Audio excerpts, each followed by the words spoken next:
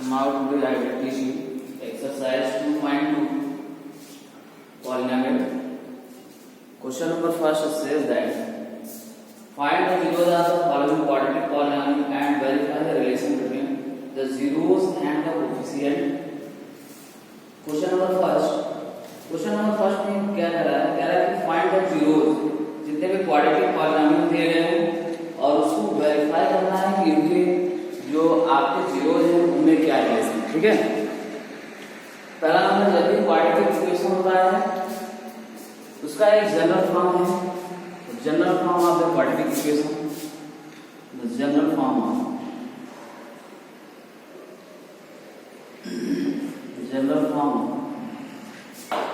Quadratic equation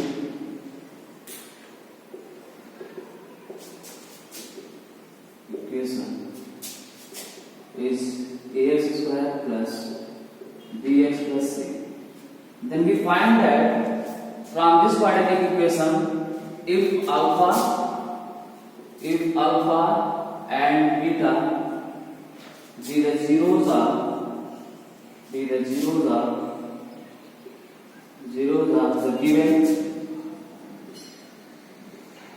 given quadratic polynomial,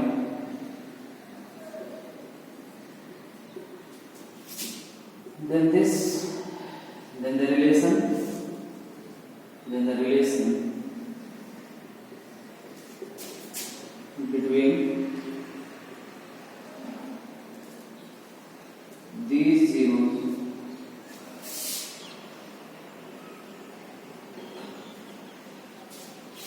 are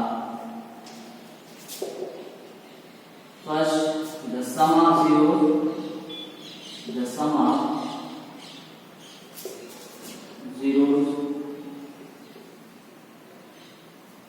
alpha plus beta is equal to, जब यहां से हम इस क्वाड्रेटिक पॉलिनोमियल से अगर मान लेते हैं अल्फा मान क्या है, पहला मान क्वाड्रेटिक इक्वेशन है, quadratic equation is based we have find that to zeros when the quadratic polynomial the zero number of zeros alpha and beta, अगर यहाँ पे आपका पावर क्या है, पावर इसका मैक्सिमम इस क्वाड्रेटिक पॉलिनोमियल, क्वाड्रेटिक मतलब क्या है कि इसका इस पॉलिनोमियल गिवन पॉलिनोमियल का मैक्सिमम जो पावर हो क्या है आपका 2 है।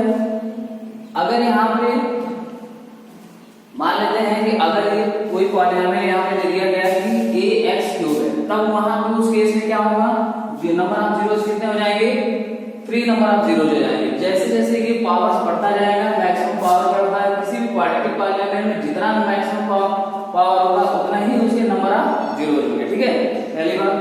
अब यहाँ पे क्या है, maximum power x, quadratic polynomial क्या है, क्वाड्रेटिक पॉलिनोमियल x है, लेकिन x में सबसे ज्यादा मैक्सिमम पावर क्या है इसका, x² है। तो x² के केस में इससे नंबर ऑफ जीरोस जो होंगे अल्फा एंड बीटा। दूसरे वे में हम इसको क्या कह सकते हैं, अल्फा और बीटा को क्या बोल सकते हैं, रूट्स भी बोल सकते हैं और जीरोस बोल सकते हैं। तो जब मान लेते हैं इस क्वाड्रेटिक पॉलिनोमियल का अगर रिलेशन हमको इस जीरोस में अगर रिलेशन देखना है, तो यानी कि सम ऑफ जीरोस अगर करते हैं तो क्या होगा, कोएफिशिएंट ऑफ, लिखेंगे coefficient of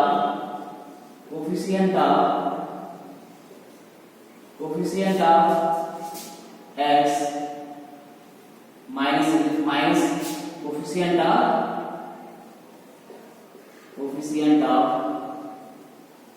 x², then we find that alpha plus beta, the coefficient of x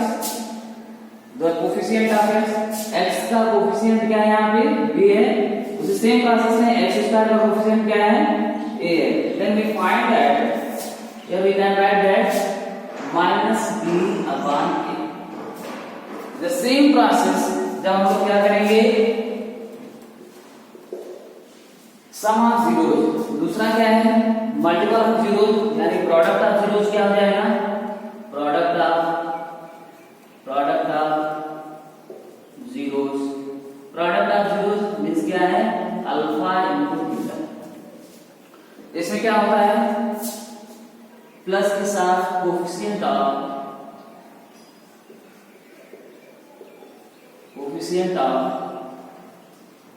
constant divided by coefficient of x square. इसका मतलब है कि अल्फा इंटू बीटा, अभी कांस्टेंट टर्म क्या है हमारा, जिसके साथ कोई भी वेरिएबल इंक्लूडेड ना हो।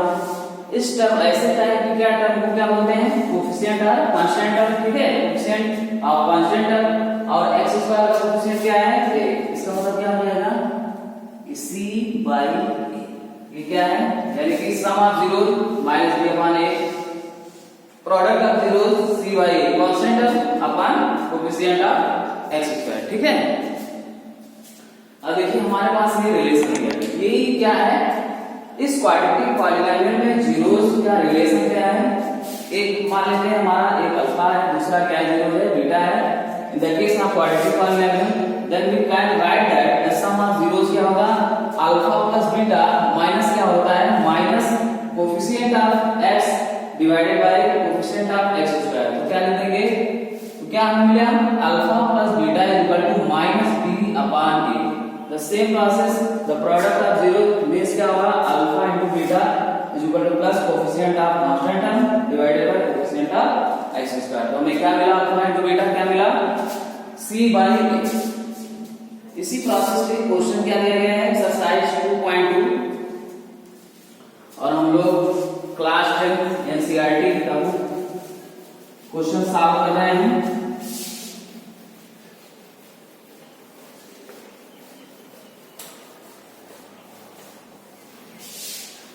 देखते हैं क्या रिलेशन मिलता है।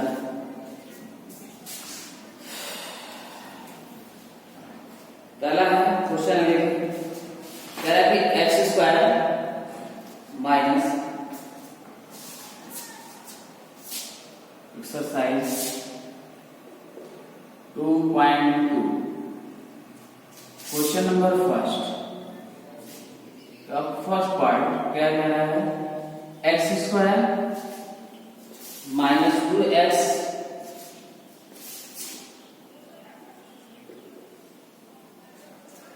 पहला नंबर। सबसे पहली बात कि पॉलिनोमियल और इक्वेशन में क्या डिफरेंस है, पॉलिनोमियल किसी के इक्विवेलेंट नहीं होता है। डिफरेंसेस क्या है, polynomial is never be equivalent to other term, किसी भी अदर टर्म में वो इक्विवेलेंट नहीं होता है। और जब इक्वेशन का फॉर्म होता है, इक्वेशन किसी के इक्विवेलेंट होता है, मींस ये क्या है, अगर ये नॉट इक्वल टू 0 लिखा है तो ये क्या होगा, ये हमारा होगा पॉलिनोमियल होगा, क्या होगा, पॉलिनोमियल। दूसरे केस में अगर इसी टर्म को हम क्या लिख देते हैं, x square minus 2x minus 8 is equal to 0, it is the form of equation, it is the form of equation. तो डिफरेंसेस आपको पता चल गया कि पॉलिनोमियल और इक्वेशन में क्या डिफरेंस है, ठीक है। पॉलिनोमियल हमेशा क्या होता है, किसी के इक्विवेलेंट नहीं होता है, बट यही आपका दूसरा जो केस है इक्वेशन में, इक्वेशन के केस में क्या होता है कि ये आपको जो गिवन इक्वेशन है वो किसी के इक्विवेलेंट नहीं है, ठीक है। तो ये आपका डिफरेंस है, आपको पता चल गया कि इक्वेशन और पॉलिनोमियल क्या होता है, ठीक है। दूसरा नंबर,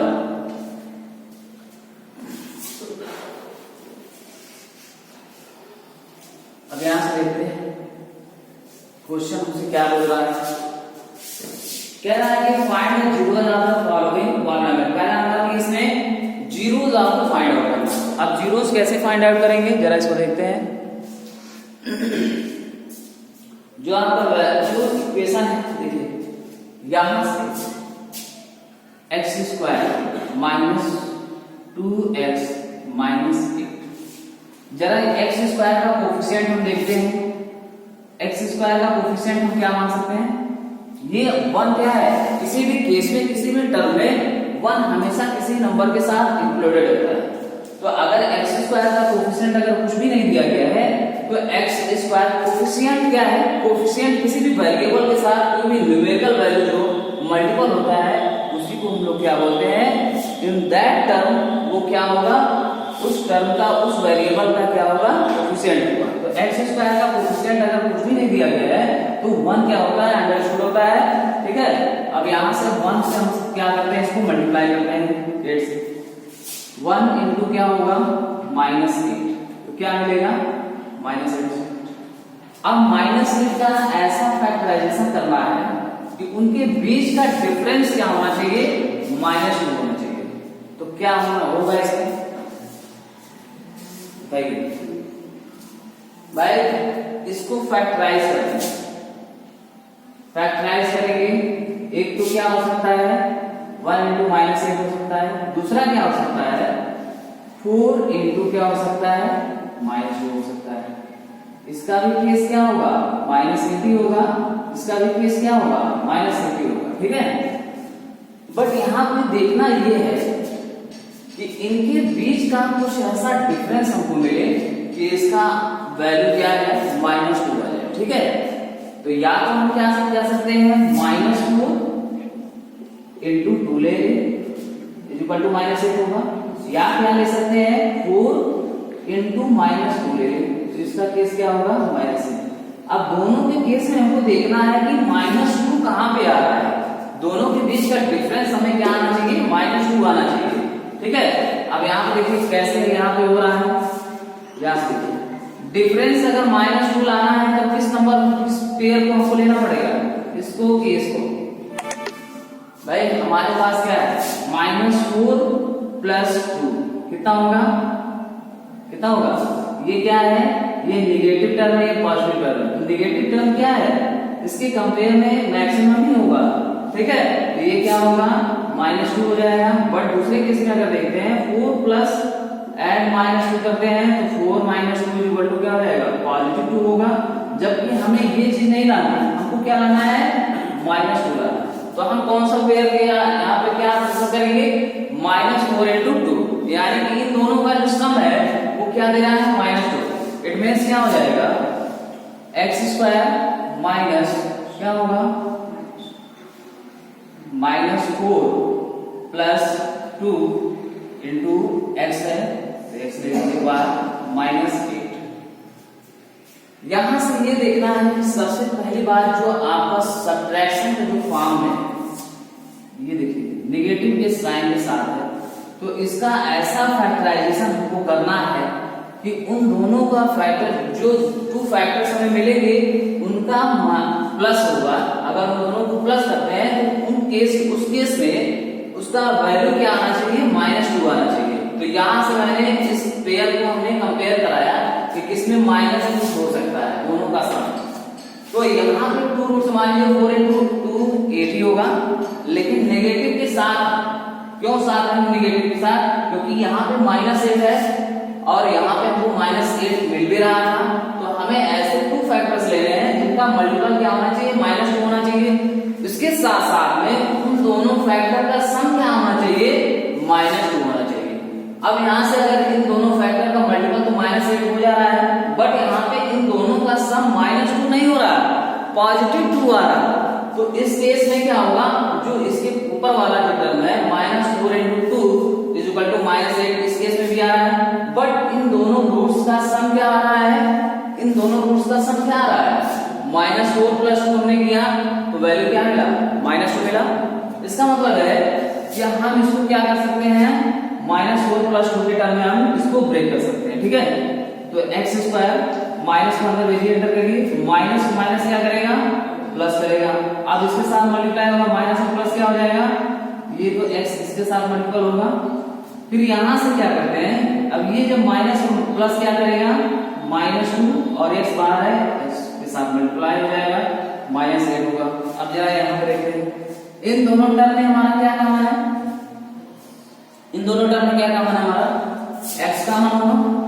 भाई कुछ भी कॉमन नहीं है तो वेरिएबल्स को ही देख लेते हैं, ठीक है। तो क्या है x कॉमन है, तो x प्लस क्या लिख सकते हैं 4 लिख सकते हैं। यहां से क्या कॉमन ले सकते हैं इन दोनों टर्म में,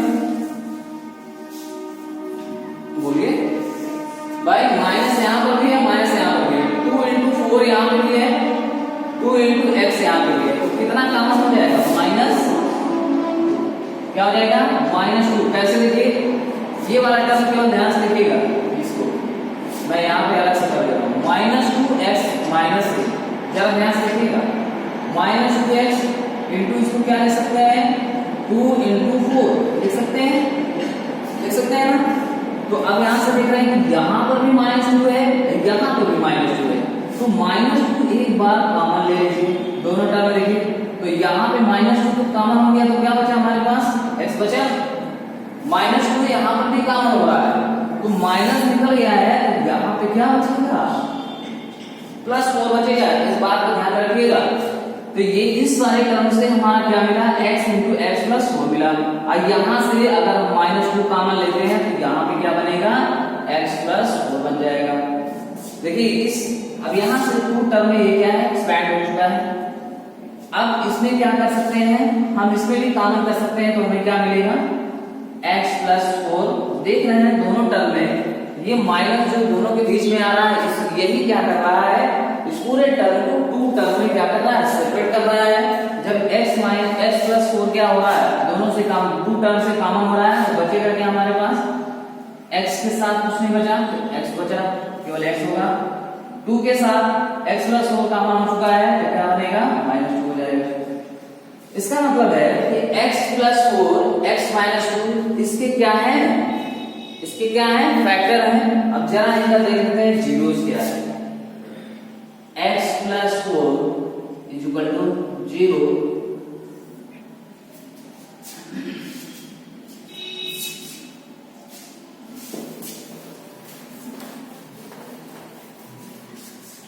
दूसरा टर्म हमारा x - 2 = 0 के इक्विवेलेंट। आज यहाँ पे क्वेश्चन यहाँ पे ये राइट हो सकता है कि सर अभी तक तो पॉलीनोमियल हमारा 0 के इक्विवेलेंट नहीं हो रहा, लेकिन अब कैसे हमारा 0 के इक्विवेलेंट हो रहा है, तो क्या बोलेंगे बताइए भाई। हमको ये फैक्टर अभी हमारा फैक्टर है, लेकिन हमें अगर जीरोज अगर हम x के साथ ही वेरिएबल x के साथ न्यूमेरिकल वैल्यू भी ऐड है, तो इसको तभी फाइंड आउट किया जा सकता है जब ये दोनों रूट्स आपके क्या है इसी के इक्विवेलेंट हो। तो हम मान लेते हैं x + 4 क्या है 0 के इक्विवेलेंट हम मान लेते हैं। तो x का केस इसमें भी आपको फाइंड आउट हो जाएगा, तो क्या मिलेगा x = -4। In this case we will also that find out x = आपका माइनस है इधर जाएगा राइट साइड में जाएगा, तो क्या हो जाएगा +2 होगा। तो यानी कि आपके जो जीरोस आ गए वो क्या मिले, जीरोस हमारा क्या मिले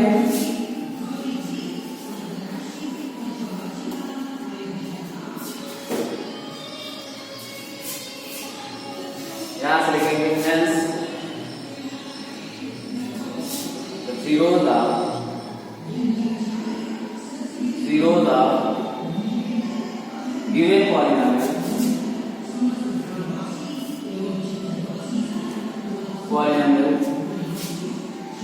कितना होगा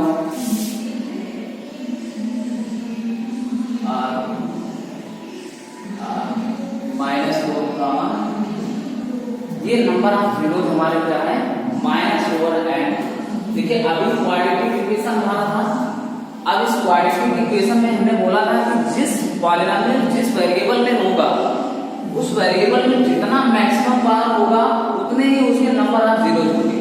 तो हम यहाँ से देख रहे हैं कि x ये पॉलीनोमियल किसमें है वेरिएबल x में, x वेरिएबल में है, तो यहाँ पे x वेरिएबल में तो ये तो हमको पता चल गया, लेकिन इसका मैक्सिमम पावर कौन सा है, मैक्सिमम पावर इसका x² है। तो x² के केस में अगर हमें जीरो अगर फाइंड आउट करना है इस पॉलीनोमियल का, देखिए हमारे पास क्या मिला -4 एंड 2। इसका मतलब है जितना हमारा मैक्सिमम पावर होगा उतना ही नंबर क्या होगा जीरो होगा। अब यहाँ से देखिए क्या पूछा है, ये तो हमारे जीरो हो गए, लेकिन अब इसमें पूछा है कि रिलेशन क्या क्या है, ठीक है। तो रिलेशन देखिए क्या है, रिलेशन नहीं बताएगा,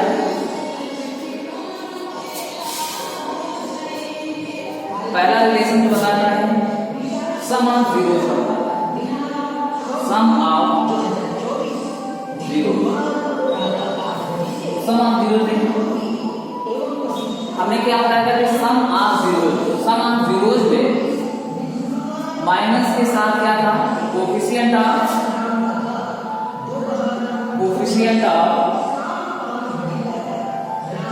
x divided by coefficient of x²। एक बात ध्यान रखिएगा, जब भी सम ऑफ जीरो या प्रोडक्ट ऑफ जीरो जब भी पूछेगा सम ऑफ जीरोज में हमेशा क्या करिएगा, minus coefficient of x divided bye x square. Changing केवल क्या है, आपके न्यूमरेटर में होगा, चाहे सम ऑफ जीरोज हो चाहे प्रोडक्ट ऑफ जीरो।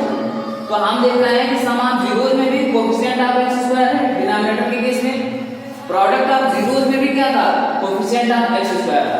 चेंजिंग किसमें था, केवल आपके न्यूमरेटर में। सम ऑफ जीरोज में केवल करना होगा तो माइनस कोफिशिएंट ऑफ x लिखिएगा, ठीक है, divided by coefficient of x square. Product of zeros में क्या लिखना है, coefficient of constant term divided by coefficient of x square. तो सम ऑफ जीरोज क्या है, सम ऑफ जीरोज के केस में अगर देखते हैं, इसमें जरा देखिएगा कोफिशिएंट ऑफ x क्या है, कोफिशिएंट ऑफ x क्या है भाई, कोफिशिएंट ऑफ x का टर्म क्या है, सॉरी कोफिशिएंट ऑफ x का टर्म ये माइनस, यहां से हम क्या लिखते हैं, -2 divided by coefficient of x square. Coefficient of x square क्या है 1, ये क्या हो जाएगा, माइनस और माइनस क्या हो जाएगा प्लस, यानी कि सम ऑफ जीरोज में क्या मिल गया, सम ऑफ जीरोज में क्या मिला, सम ऑफ जीरोज आपका +2 है, जो एक रूल्स को बताता है। अब प्रोडक्ट ऑफ जीरोज में निकालना है, प्रोडक्ट ऑफ सेकंड, जो दूसरा रिलेशन बताता है product of zeros. Product of zeros में अभी हमने लिखा है इसके पहले coefficient of constant term plus के केस में कोफिशिएंट ऑफ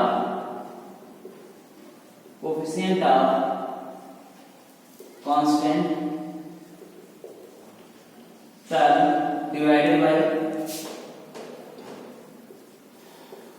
कोफिशिएंट ऑफ